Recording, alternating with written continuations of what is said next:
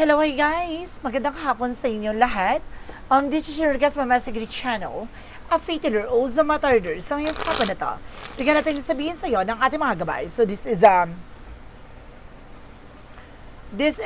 weekly gabay for the month of May 1 hanggang May 7 for the sign off. For the sign of Scorpio. So, Scorpio, welcome sa my channel. Ano kayong messages, advices, and spirit guides ang ating masaga for today's video? Kanino kayang energy or kaganapan sa buhay ng mga Scorpio signs ang ating mga gilap? So guys, this reading is a general reading lamang, hindi lahat makaka-resonate. Kunin lamang po ang makaka-relate sa inyo and comment down below kung kaninong energy ang ating nasagap. And don't forget to like and subscribe my channel and hit notification bell for more videos updates. Maraming salamat po sa mga walang sawang pag-support sa aking channel, lalo-lalo na ang hindi nag-skip ng ads. So, may pagpalain kayo ng Diyos at may kapaliksik liglig na gumapaw na biyayang manambalik sa inyo. So, let's see guys, what is the messages, advice ng ating spirit for the sign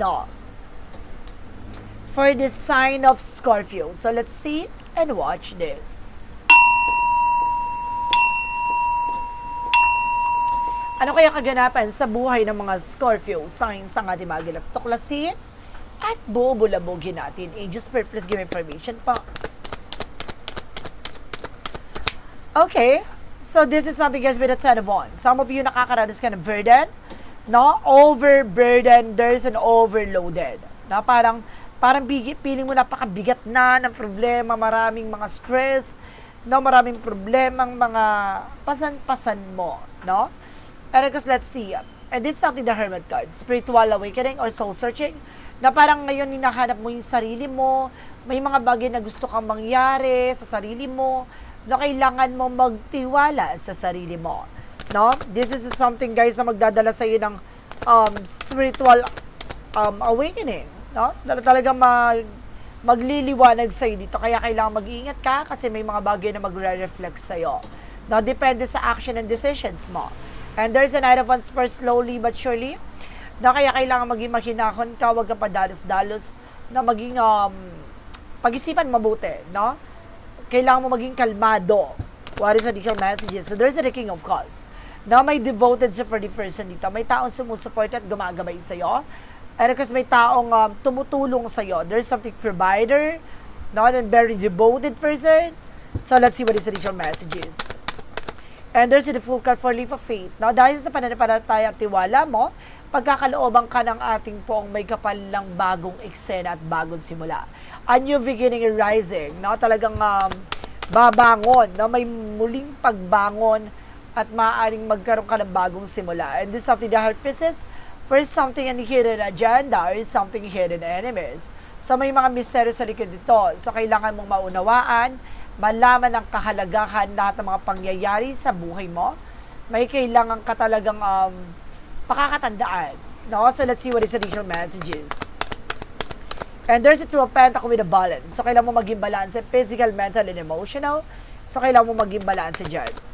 So what is the Hermit card? The reference with the Queen of Pentacles. There's something good sense pagdating sa entrepreneur. Now how to manage and control your finances. No, matuto ka, no, sa lahat ng mga bagay na nangyari sa from the past, maging mature ka na sa mga desisyon. And because this is something na Empress card for a revert, na ibabalik talaga ang katawan lupa mo dito unti-unti, na ibabalik yung sigla at ganda ng pakiramdam ng sitwasyon ng iyong kalagayan. What is the King of Cups? There's a Knight of Pentacles with a blossoming, may paglago at paglakas talaga ng finances dito, magiging maganda takbo ng sitwasyon mo. No, may taong tumutulong at gumagabay sa'yo dito. What is additional messages with the full card? Reference with the Knight of Wands. No, konting tiyaga lang. No, magpatuloy ka sa ginagawa mo. Alisin mo yung takot at pangamba mo. No, kailangan lakasan mo ang loob mong harapin kung ano man yung mga bagay na kinakatakutan mo. What is High Priestess? Represent guys with a Devil card. No, some of you guys na meron talagang gumagawa ng hindi maganda sa'yo. No, there's something and mystery. Ibig sabihin palihim. No, or sikreto, no? May bagay na hindi ka pa natutuklasan. So, let's see. Alamin natin what is the Ten of Wands, because the Two of Pentacles, represent with the World card. Some of you magkakaroon ka ng success, accomplishment, and there's something in trouble, no? Maring babaguhin yung mundong ginagalaw mo dito. Magkakaroon ka ng fulfillment talaga na nag-uumapaw. And the Hermit card, because the Queen of Pentacles represents with the Three of Wands. Ito hinihintay mo resulta, document papers, maaaring darating na. May trouble ka talaga. No, may trouble ka talaga. What is the Knight of Wands? Because the Empress card represent with the Knight of Wands. No, there's something as security. Magkaroon ka na seguridad pagdating sa sarili mo, maging mahinahon ka. Have patience. No? At maging practical ka sa lahat ng gagawin mo. No? And this is something that judgment for a wake-up call. Na may mga paalala sa dito, you need to pay attention. No, binibigyan ka ng paalala na pangalagaan mo at proteksyonan mo kung ano man yung bagay na meron ka. What is the Fool card? Because the Knight of Wands represent with the Hangman. You're feeling stuck. Magtiyaga ka lang. No, hindi mo malakikita yung mga nangyayari o resulta ng mga hard work mo, but definitely magtatagumpay ka. No, kailangan mo baguhin yung perspective mo, baguhin yung mga kaugalian mo, yung ginagawa mo. So let's see what is High Priestess, and of course, the Devil card. Represent, guys, with the Six of Pentacles. Now, there is something giving and receiving something by the universe. Na magtutuloy-tuloy na mo sa finances. Na ibig sabihin dito, may hindi magandang gumawa sa iyo ng hindi maganda. Meron sa yung, kumbaga, meron dito binayaran para gawan ka. Na para perwisyuhin ka. No, meron naman ditong ginagabayan ka. May tumutulong sa iyo. Na may spirit guides dito. No, na sumusuport at gumagabay sa iyo dito. Maging mahinahon ka lang. For the outcome, represent, guys, with the Two of Swords. There's a decision now that you need to make. So, kailangan mo mag-decision dito na maging balanse, pakawalan, bitawan mo kung itong bagay na to ay nagbibigay ng balakid at bigat sa buhay mo na nahihirapan ka magtagumpay o nahihirapan ka mag-proceed. Kumbaga, nahihirapan kang magawa yung gusto mong gawin, pakawalan mo. Hubarin mo tong bitawan mo. There's a strength with a confidence. Kailangan mo lakasan ng loob mo, maging matapang ka. No, parang ginising ka lang sa katotohanan dito na kailangan mong kumilos at baguhin na ano man yung mga bagay na nakagisnan mo. And this is something the hard for lesson learned. Matuto ka na from the lessons, no? Bubuhay yung katawan lupa mo dito, bubuhay ng panibagong eksena sa'yo, bibigyan ka ng bagong sigla, no, ng pagkatao mo. What is the additional messages? So, because there's something the Five of Swords. Nagkakaroon ng self-sabotage not because of your action. No? Dahil sa mga pala-desisyon, no? Pinapaalalahanan ka na you need to pay attention, tutukan mo yung finances, your resource of income. No? And there's the lovers. No? Some of you guys, no? Kumbaga, nagkakaroon dito ng something hangman or something na parang hindi ka makakilos, hindi ka makagalaw. Especially dito about sa relasyon, no? Parang feeling mo nagkakaroon ng back and forth, ganon. Kumbaga magtiwala ka, no? Magtiyaga ka sa ginagawa mo, hindi mo man nararamdaman sa ngayon, pero magiging maganda pamumuhay at ang inyong relasyon at ang inyong pagsasama ng person mo. And there's a tower moment. No, may tao talaga nagbayad dito para pabagsakin ka. No? Para sirain ng eksena mo. So magtuloy-tuloy ka lang sa ginagawa mo, wag mong kumbaga intindihin 'yan. So let's see, gusto ko malaman kung magtatagumpay ba 'tong gusto magpabagsak sa iyo. There's an Ace of Cups. Inggit pala. No, there's a Two of Wands by choices. No? At kung magpiliin mo yung mga taong pagkakatiwalaan mo, lakas mo ng loob mo. And the Eight of Pentacles, mag-focus ka. Mag-concentrate ka. No? May mga bagay dyan na i-offer sa'yo, kailangan mag-pay attention ka. Mag-ingat ka. Yun lang. So, hindi magtatagumpay ito. Kailangan mo lang talagang kumbaga, piliin yung taong pagkakatiwalaan mo. No? At the same time, mag-focus ka sa ginagawa mo. No, may mga taong darating dyan para guluhin ka, i-distract ka, but definitely, piliin mo lang, no, yung taong papasukin mo sa buhay mo. So, let's see. Hanapin natin ang kaganapan pa sa buhay mo pagdating sa finances and career, sa love life, at sa kalusugan mo. So, let's watch this. Okay. Finances and career represent what? Represent within 7 of Pentacles for harvest moment. So, mag-harvest ka talaga at the end of the time. No, pagdating sa pagkakaperahan talagang aani ka. Ano man yung mga bagay na pinaghirapan mo, ito na deserve mo to. No, na umani. And there's a two of partnership. Some of you magkakaroon ka ng maraming kliyente, customers, no, maraming transactions. And there's a Seven of Swords. Mag-ingat ka, there's a cheating lion you. Meron dito magsisinungaling, kukuha ng impormasyon. No, there's a Sun card. Pero bago pa mangyari yun, maliliwanagan ka na. Malalaman mo na itong tao na ito may hidden agenda sa'yo. And this is something the King of Swords. Putuli mo na kagad. No, kung itong tao na ito magsisilbing lason sa eksena mo, tantanan mo ako, ganon. Magkakaroon ka ng ganong something instant. Tigil-tigilan mo ako, ganon. And this is something the Queen of Swords. Clear the boundaries. I told you. Diba? linisin mo yung nasahanay mo. Kung ikaw ay magsisilbing anay sa eksena ko, tigil-tigilan mo ko. Ganon. Kumbaga, kailangan mong lumayas sa harapan ko. Ganon siya. Kailangan na ngayon pa lang na maging practical at maging ano ka na, maging taklesa kung maaari, 'di ba? Kumbaga, maging ano ka na siya, parang on point, na wala na paligoy-ligoy pa. Hanapin natin ang kaganapan pa sa buhay mo pagdating naman sa love life. And there's a Three of Cups. Some of you guys na may third party dito or something, a friendship of yours, na magkakaroon ka ng real light or something, no, may collaboration kayo with your friends. And there's an Eight of Wands, no, magkakaroon kayo ng communication dito with your person, no. But some of you, no, talagang, kumbaga marami kayong trouble na person mo, marami kayong, kumbaga gala, na marami naiingit sa inyo, especially with your friend. And there's a Five of Cups, na may mga paghinayang kayo sa isa't isa, may mga pagsisisi dito, may nagkaroon ng third party din dito at the same time, no, with your friends. Na maging ano na to, naging lesson na sa'yo to about sa nakaraan, matuto ka na. There's a security, magkaroon ka na seguridad pagdating sa relasyon. And this is something the Eight of Swords. See? Very toxic. No, maraming toxic dyan sa environment mo, sa paligid mo, especially with your family, with your friends, with your environment. So let's see, hanapin natin kaganapan sa buhay mo pagdating naman tayo sa kalusugan mo. Sa kalusugan mo, there's a Page of Wands, may magandang balita. Ibig sabihin, magiging maganda na kalagayan mo at mag-uumapaw na kaligayahan. And of course, kahilingan na maaaring gagaling ka na sa iyong karamdaman. No? Protection ng pangalagayan yung sarili mo. No? Mag-budget ka, iwasan mo yung makakasira sa mental health mo. And because this is something that Knight of Swords, sabi ko na nga ba mental health and something in intuition. No? Ang utak mo tatargetin dito para magkaroon ka ng anxiety, depression, and of course, stress. No, there's a death card, no? Mag-ingat ka baka yan yung ikashegi mo, yung pag-iisip. No, parang mayroon ako nakikita dito, guys, na magkakaroon ng problema, no, sa isip, no? And this is something that of with happiness, pero magiging masaya at pamilya mo, na magiging maganda ng kalagayan nyo. And this is something, the moon card part of the deck, something, a revelation. Na marami kang bagay na matutuklasan pa, marami kang bagay na malalaman pa. So, let's see, hanapin natin kaganapan sa buhay mo with the magical fairy messages. And there's a lot of advices. And doon natin malalaman kung umabot ka ba sa dulo. Dahil may pick a card, yes or no tayo. No? Doon makikita kung masasagot ba yung tanong mo. At pipili ka ng sagot doon within 1, 2, or 3. At na, wala na paligoy-ligoy. Let's watch this. Okay. With the magical fairy messages, represent what? And because this is something vegetarian, some of you more on veggies, ha? Tantanan nyo yung kakakain nyo ng mga karne. No? Magkakaroon ka ng healing, healed healer. Some of you, maaring healer ka nga, or maaring magkakaroon ka ng kagalingan, marunong ka magpagaling. And this is something, be yourself. No? Be authentic with yourself. Na maging totoo ka sa sarili mo. Diba?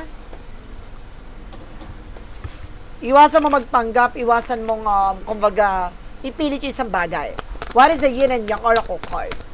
Represent with the feminine. So there's something divine feminine dito. No?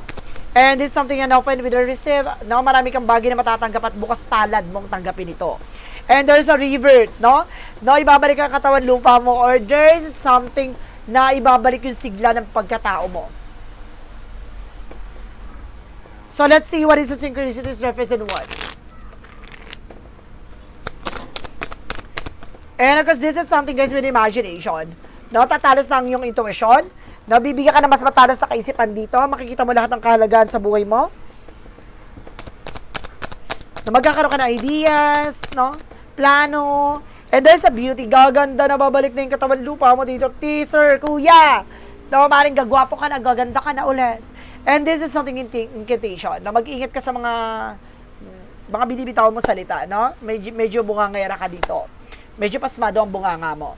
So, let's see what is the romance angel for romance angels with a Mystic Love Oracle deck.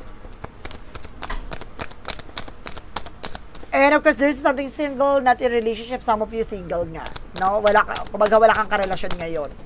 No? Behave yung puso mo ngayon. No? And this is something I fear na may mga bagay na kinakatakutan ka. Diba? And this is something that change with the transition. Unti-unti rin yung babaguhin. No? Ano man yung mga bagay na nangyayari sa'yo, maaring daan lang yan para maging kalmado ka muna. No? Para maging panatag ang puso mo, kalooban mo. Masyado ka na maraming pinagdaanan this past few months. no? So let's see, what is additional messages tayo?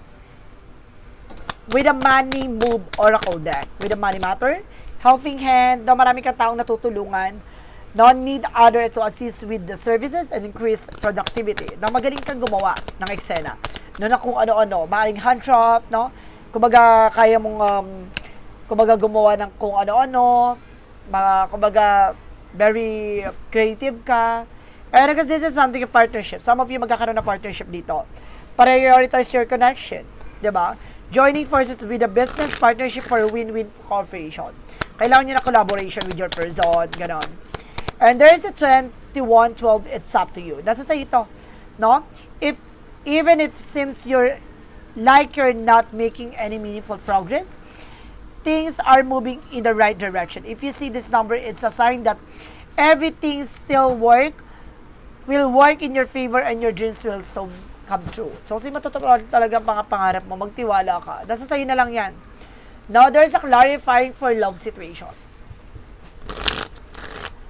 For clarifying for love situation. And because there's just something, guys, with an emptiness echoes, no? In absence, feel the lonely space, yearning for a comforting presence. So, see, parang medyo magpagkamaharot dito. Parang gusto sinasabi sa akin dito. Na parang pinapakita mo dito yung pagiging mapag-isa. Gano'n. Parang gusto mo nang may kasama. Gano'n. Parang pinapakita mo ng kulang ka sa aruga. Na parang gano'n. Parang kailangan mo ng something comfort or magko-comfort sa'yo. Gano'n. So, let's see what is the clarifying for life situation. Medyo nag-i-emote ka dito. Parang feeling mo, may kulang pa sa'yo. Parang gano'n. Let's see what is the clarifying for life situation. Represent, guys, with a spirit link.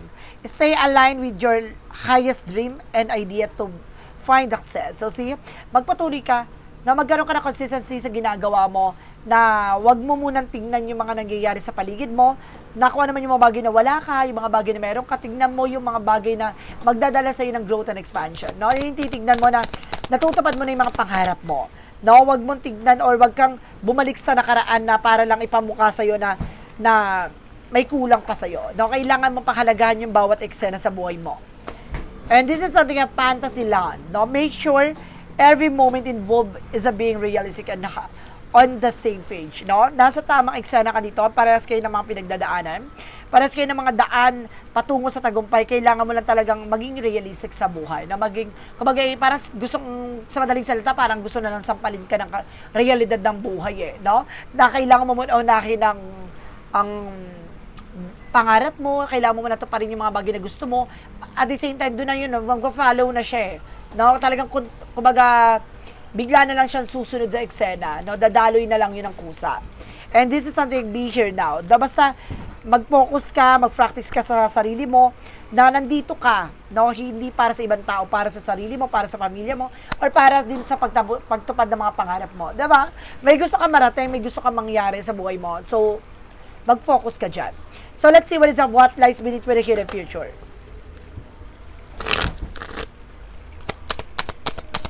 And this is something, guys, without already knowing the tea. Some of you guys, no, parang alam mo na eh. No, alam mo na yung punot dulo ng eksena. No? Parang alam mo na yung magiging susi, alam mo na yung magiging problema. So, yung kailangan mong pakakatandaan, no? Na nagkaroon ka na ng something ambitions, no? Na para masolusyonan yung problema mo. So, kailangan mo na lang talaga mag-proceed for another eksena. And this is something that part of the light represent what?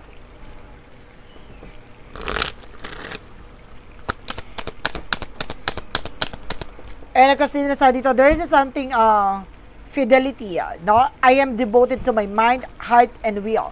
I honor my soul, need, and trust my connection to myself, God, and in the universe. My committed strength me, grounding me in the faith and purpose. So see, talaga malakas sa pananampalataya, tiwala mo.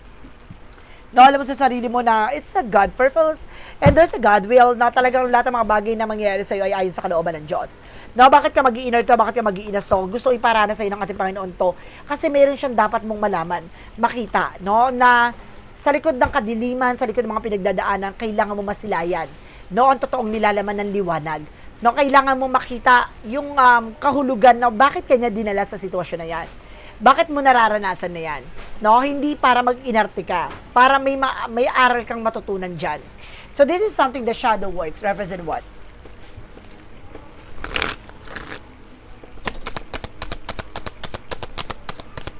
The shadow work represent a mental contest, no?